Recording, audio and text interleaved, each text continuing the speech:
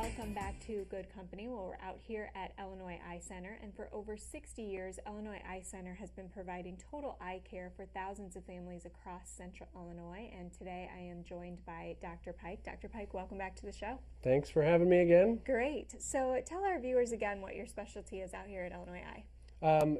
Overall, comprehensive ophthalmology, but with a specialty in cornea, external disease, and refractive surgery. So anything kind of on the front of the eye is basically what my subspecialty entails. All right, and so it's March, and March is National Eye Donor Month, and so we're going to be talking a little bit today about cornea transplants. So Yes. what is a cornea transplant? Cornea transplant is where the cornea is the window to the eye, and so we have the capability now through tissue donation and transplant to replace part or all of that cornea depending on the patient's needs. Okay. And so why would someone need a cornea transplant?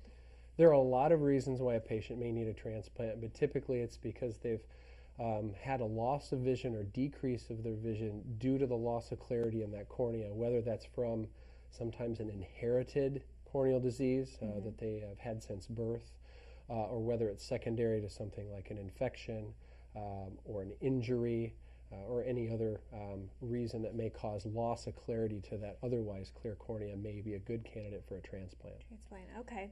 And you recently completed some new training on corneal transplant surgery. So what is the new surgery that you got trained for? The fun thing about cornea transplants and the evolution that has occurred is we're starting to look at it as only replacing what's broken. Okay. So through the Iowa Lions Eye Bank and the University of Iowa, I was able to spend time with Dr. Mark Greiner there learning the newest technique in what we call endothelial keratoplasty, which is just transplanting portions of the inside of the eye.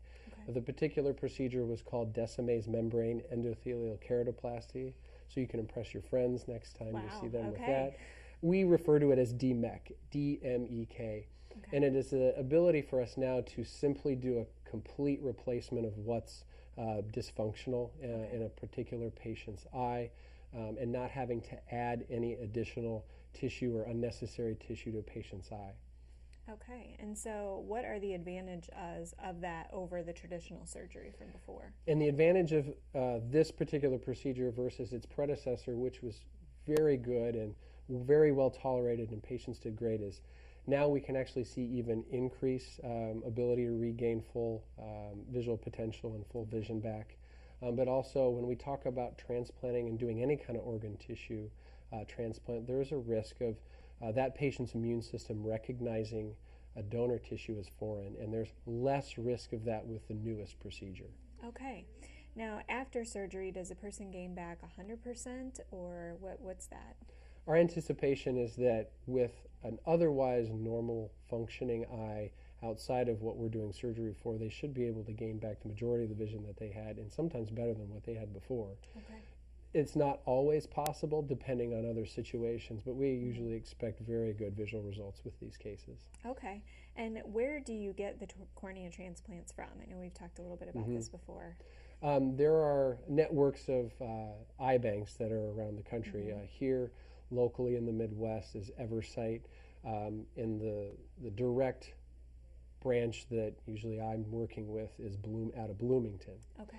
But they have a various network of eye banks here in the Midwest, and so that's where I get my tissue, and that's who I work with.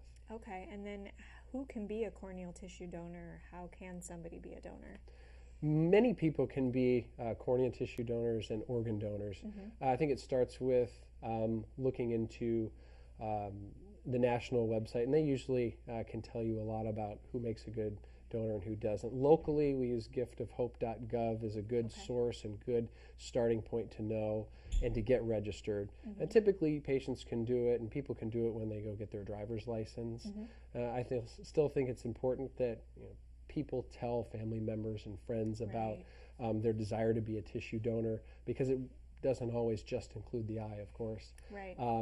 And also people can look at it in their advance directives and wills. I mean, I certainly look at it as a great gift, and feel it's very important that people know the benefits of tissue donation, because my patients benefit directly from it, and so I always encourage people to look into it. Right, and sight is such an important thing to people. It's an amazing gift to give. Right. So, all right, well, Dr. Pike, thank you so much for joining us today. Sure thing, happy. If you'd like to know more about this or anything else that they provide here at Illinois Eye Center, you can visit them online at www.illinoiseyecenter.com, or you can also give them a call at 309-243-2400.